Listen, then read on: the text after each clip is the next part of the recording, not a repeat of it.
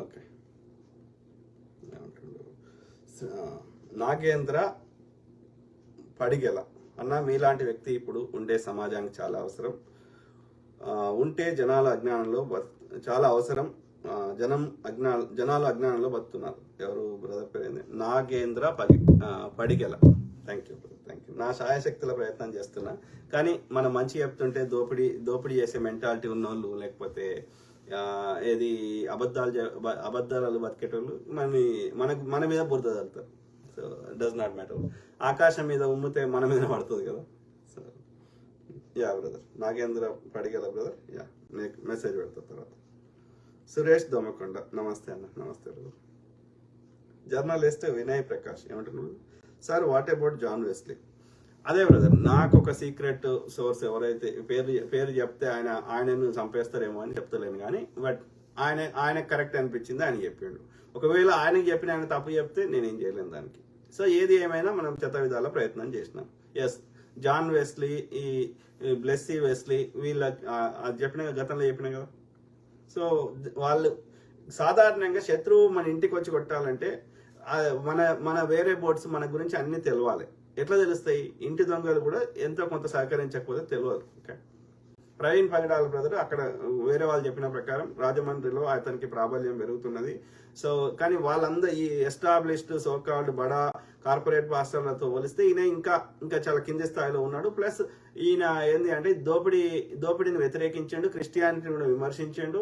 So కాబట్టి ఇట్లాంటి వాళ్ళు పైకి పోతే తప్పకుండా ఈ దొంగ పాస్టర్లకి కార్పొరేట్ దోసుకునే పాస్టర్లకి భయం అవుతుంది. కాబట్టి వాళ్ళు కూడా హెల్ప్ చేసి ఉంటారు. ఎందుకంటే ఈయనకు ఉన్న నాలెడ్జ్కి, ఈయన మాట్లాడే మాటకున్నటువంటి ఆ పట్టుకి, ఈయన పెద్ద లెవెల్లో వీళ్ళందరి ఈ యొక్క అస్తిత్వం పోయే అవకాశం ఉంది. ఈయన పై లెవెల్కి పోతే వీళ్ళు దోసుకోలేరేమో అని వీళ్ళు కూడా వాళ్ళకి సహకరించుంటారు. ఆ దుర్మార్గులకి శత్రువు మిత్రుడు అయినట్టుగా తప్పకుండా ఉండుంటుంది. నేను ఆశ్చర్యమైతే పోతలేను. ఆధారం ఉంటే అది కేసు వేరే లెవెల్ ఉంటుంది. ఆధారం లేదు కాబట్టి మనకు వచ్చిన ఇన్ఫర్మేషన్ పబ్లిక్ ముందు పెడుతున్నాం, ఆధారాలు సంపాదించడానికి, ఈ దిశగా ఇన్వెస్టిగేషన్ చేయమని.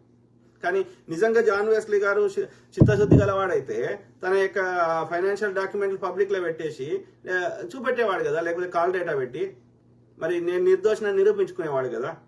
ఉల్టా ఎందుకు తిట్టిపిస్తాడు అందరితోటి? అంటే ఆ నిజం బయటకు రావద్దనే కదా.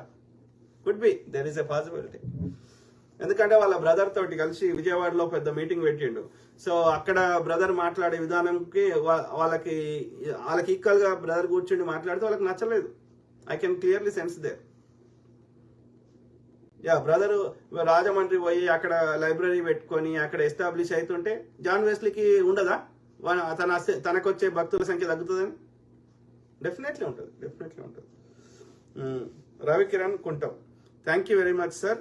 You are one and only the person fighting for Praveen Pagadala Anna, and everyone knows that Praveen Pagadala Anna was murdered, but it's not an accident. తప్పకుండా 1000% మనకు క్లియర్ గా అన్ని ఆధారాలు క్లియర్ గా చూపెడుతున్నాయి. అట్లా మీదకి వచ్చి పడడము, ఇక రకరకాలు మనం ఆల్రెడీ చెప్పినాము. ప్లస్ మనకు పోస్ట్ మార్టం రిపోర్ట్ కూడా పబ్లిక్ లో పెట్టి చదివినాము. వాళ్ళు దొంగ పోస్ట్ మార్టం కాకుండా రియల్ది. ఓకే, కానీ ఏం చేద్దాం? అధికారులు చర్యలు తీసుకోవాలి. ఏం చేద్దాం? వాళ్ళ ఏం తప్పు చేయకపోతే అది యాక్సిడెంట్ అయితే ఉన్న అన్ని సీసీ ఫుటేజ్ లో అన్ని చోట్ల నుంచి ఎందుకు తీసుకోపోతారు ఆంధ్ర పోలీసులు వచ్చి? ప్రవీణ్ బ్రదర్ వాళ్ళ ఇంటి దగ్గరలో ఉన్న అన్ని తీసుకుపోయారు. అక్కడ మొత్తం ఇక్కడ నుంచి అక్కడికి పోతుంటే అన్ని యొక్క అదేది టోల్ గేట్స్ దగ్గర సీసీటీవీలు తీసుకుపోయారు. అక్కడ 3 కెమెరాలు ఉంటే 3 కెమెరాలు తీసుకుపోయారు. ఏది నయారా పెట్రోల్ బంక్ దగ్గర. ఇవన్నీ ఎందుకు తీసుకుపోతారు? అది ప్రజల ముందు పెట్టేటోళ్ళు కదా, తీసుకోవాల్సిన అవసరం లేదు కదా. యాక్సిడెంట్కి ఎవరేం చేయలేరు కదా. నిన్న 270 మంది చచ్చిపోయారు. మరి బాధపడుతున్నాం, కానీ అది యాక్సిడెంట్ అని, అది మానవ తప్పిదమా యాక్సిడెంట్ అని ఇంకా క్లారిటీ రావాల్సిన అవసరం ఉంది. కానీ బట్ అది జెన్యున్ గా యాక్సిడెంట్ అయితే మనం ఏం చేయగలుగుతాం? బాధపడతాం తప్ప. సో ఇక్కడ అట్లా కనిపిస్తలేదు కదా. ఇప్పుడు ఆయన అది కూడా ఒక ప్లాన్ ప్రకారం యాక్సిడెంట్ రూపంలో క్రియేట్ చేశారు కత్తి మహేష్ గారిది. కానీ మెజారిటీ ప్రజలు అది యాక్సిడెంట్ లెక్క కనిపిస్తుంది కాబట్టి నోరు మూసుకున్నారు. ఇక్కడ అట్లా కనిపిస్తలేదు కదా. మాట్లాడద్దు, అయినా నోరు మూసుకోవాలి. వాడు ఏం చెప్తే అదే ఒప్పుకోవాలి. Ravikiran Kuntam, so many people were involved in Praveen Pagadala అన్నాస్ murder including Satya Anvesh, but they will be prosecuted in their time. ఎవరు మన చట్టాలు మనకి మనం ఇన్ఫ్లుయెన్స్ చేసుకోగలుగుతాం. ఇక్కడ ఏం లేదు, ఇన్వెస్టిగేషన్ చేస్తే ఇప్పుడు ఓన్లీ క్రిస్టియన్ సంబంధించిన వాళ్ళే ఉండుంటే ఇన్వెస్టిగేషన్ జరిగేదేమో అధికారులు. కానీ ఇక్కడ పెద్ద తలకాయలు చిన్నజీఆర్ లాంటి వాళ్ళు, హోమ్ మినిస్టర్ లాంటి వాళ్ళు, బీజేపీ ఎంపీలు వీళ్ళు ఉన్నారు కాబట్టి వాళ్ళ చేతుల్లో అధికారం ఉంది కాబట్టి వాళ్ళకే చెడ్డ పేరు వస్తుంది కాబట్టి వాళ్ళు చేయరు. ఇంకా వాళ్ళకి ఓటు బ్యాంక్ పోతుంది కాబట్టి చేయరు. సో అది పరిస్థితి.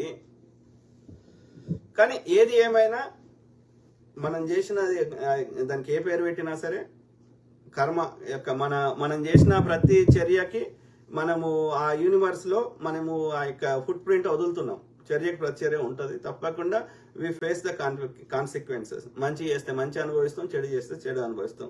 మనం అనుకుంటున్నాం మనకి చేసినాము ఎవరు చూడలేదు అనుకుంటున్నాం, ప్రకృతి చూస్తుంది కదా, right? Everything gets registered in the universal consciousness. So అది ఇంకా 2 ఏ సంజు శాంసన్ అన్న కరెక్ట్ టైంలో కరెక్ట్ కంటెంట్ తో భలే వస్తావన్న, సూపర్ టైమింగ్ అసలు ఇది.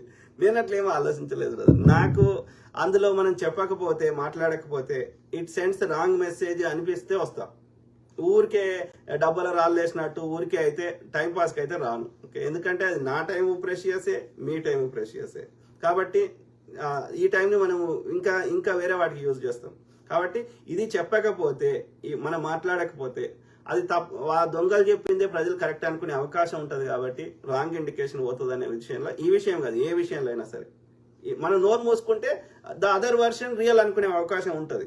కాబట్టి మనం క్లారిటీ ఇవ్వాల్సిన అవసరం ఉంది, ప్రజల్ని ఆలోచింపజేయాల్సిన అవసరం ఉంది. వాస్తవం ఏది అనేది అది చెప్పడానికి నా శాయశక్తిలో వచ్చే ప్రయత్నం చేస్తా. Thank you brother. A Sanju Samson brother. Journalist Vinay Prakash, నేను జాన్ వెస్లీ మీద సిఐడికి రిటర్న్ కంప్లైంట్ ఇచ్చాను. Good brother, good. తప్పు ఇప్పుడు నేనేమంటున్నా, తప్పు చేయకపోతే మనం భయపడాల్సిన అవసరం ఏంది? నా మీద 1000 కెమెరాలు పెట్టుకో, నేను తప్పు చేయనప్పుడు, నాకు తప్పుడు ఆలోచన లేనప్పుడు నేను ఎందుకు భయపడతా? పెట్టుకోరి, నా ఫోన్ కాల్ డేటా మొత్తం తీసుకోరి, మొత్తం నేను మాట్లాడి అన్ని. ఓకే, ఒక ప్రైవేట్ పార్ట్స్ చూపెట్టొద్దు కాబట్టి చూపెట్టాం కానీ, ఓకే, వెనకట ఆదిమానవులు అది అట్లా కూడా లేకుండే, జంతువులు చేసుకున్నట్టే ఉంటుండే. కాబట్టి అది సభ్య సమాజానికి అది అభ్యంతరకరంగా ఉంటుంది కాబట్టి కొన్ని రూల్స్ మనం పెట్టుకున్నాం. కాబట్టి అదర్వైజ్ నేను తప్పు చేయనప్పుడు నేను ఎందుకు భయపడతా? దేనికి భయపడతా? ఎవ్వరికి భయపడాల్సిన అవసరం లేదు. Simple. Good brother, journalist Vinay Prakash brother. So I keep talking, మాట్లాడుతుంటా మిత్రులారా. ప్రతి అంశం మీద అవగాహన చేస్తా, అట్లనే మీ తరఫున వాయిస్ ఇస్తా. ఓకే, నిజంలోనే బతుకుదాం. ఓకే, మనం చచ్చిపోయేటప్పుడు ఏం తీసుకోవము, ఉన్న రోజు సంతోషంగా బతుకుదాం. అబద్ధాలు చెప్తే రోజు అదేదో సామెత ఉంటుంది, దొంగడి పిల్లం ఎప్పుడు ఏదో ఉండే అని ఒక సామెత ఉండేది, మోట సామెత. ఆడు దొంగతనం చేసి సంపాదిస్తాడు కావచ్చు, కానీ ఏ రోజు దొరుకుతాడో, ఏ రోజు వాడిని తంతారో, ఏ రోజు జైల్లో పెడతారో, ఏ రోజు చంపుతారో వాడిని ఎవరిని తెలియదు. కాబట్టి ఆడు బతుకున్నా కానీ వాడు దొంగతనం చేసి సంపాదించుకున్నది అది తృప్తి ఉండదు. వాడు ఎప్పుడు చేస్తాడో ఎవరికి తెలియదు. అంటే రోజు ఆ దొంగ భార్య బాధపడుతూ వీడు వస్తాడా పోతాడా అని రోజు ఆమె బాధపడుతూ బతుకుతుంది, ఒక్కరోజు కూడా సంతోషంగా బతకదు. సో అంటే వాడు ఆల్రెడీ చచ్చిపోయినట్టే, ఆడు జీవోత్సవంగా బతుకుతున్నట్లు లెక్క. కాబట్టి విలువలతో బతకాల్సిన అవసరం ఎంతైనా ఉంది. ఓకే, గంజి మెతుకులు తిన్నా సరే పండుకుంటే నిద్ర రావాలి, తిన్నది అరగాలి, మానసిక ప్రశాంతత ఉండాలి. ఓకే, రోజు భయపడకుండా బతకొద్దు. అంటే మనం విలువలతోటే బతుకుదాం. సత్యాన్వేషణ లాంటి దొంగల్ని పబ్లిక్ లో పెడుతూనే ఉంటాం. ఓకే మిత్రులారా.